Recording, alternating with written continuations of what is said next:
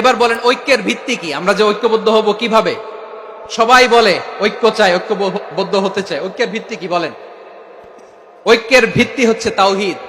আওয়াজ করে বলতে হবে সবাই, ঐক্যের ভিত্তি কি? যেই বলবে লা ইলাহা ইল্লাল্লাহ, ও আমার ভাই, তার জন্য আমার হৃদয়ে দরদ, মায়ামাখা দরদ, ভালোবাসা আছে না নাই?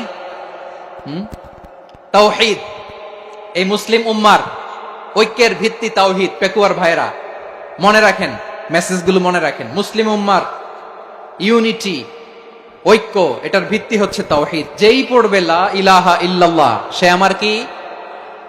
এজন্য বিষ্ণুই বলেন, মান ক্বালা লা ইলাহা ইল্লাল্লাহ, যে ব্যক্তি বলবে লা ইলাহা ইল্লাল্লাহ মুখলিসান মিন কলবিহি, অন্তর থেকে যে পড়বে লা ইলাহা ইল্লাল্লাহ, দাখালাল জান্নাহ, সে জান্নাতি হয়ে যাবে। সুবহানাল্লাহ বলেন। যেই পড়বে লা ইলাহা ইল্লাল্লাহ, সে কই যাবে? জান্নাতি হয়ে যাবে। তো এখন আমার সব ভাই যারাই লা ইলাহা পড়ছে জান্নাতে যাক, চাই কি চাই না? নাকি আপনি শুধু একাই জান্নাতে যেতে চান? একাই যেতে চান?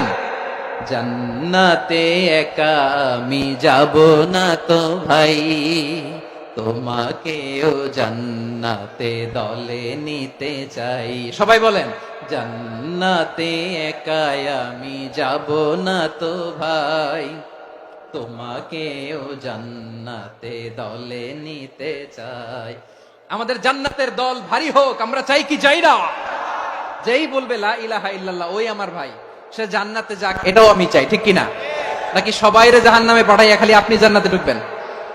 আচ্ছা বলেন, সব গেছে জাহান্নামে, আপনি একা জান্নাতে, ওই জান্নাতে ভাল লাগবে আপনার? আকল খাটান। সব জাহান্নামে গেছে, যান। এ কাফের, ও জালেম, ও নাস্তিক, সব গেছে জাহান্নামে, আপনি একা জান্নাতে, ওই জান্নাতে ভাল লাগবে? জান্নাতে আমি একা যেতে চাই না, আমার জান্নাতের দলকে আমি ভারী করতে চাই। চিল্লায়া বলো ঠিক কিনা?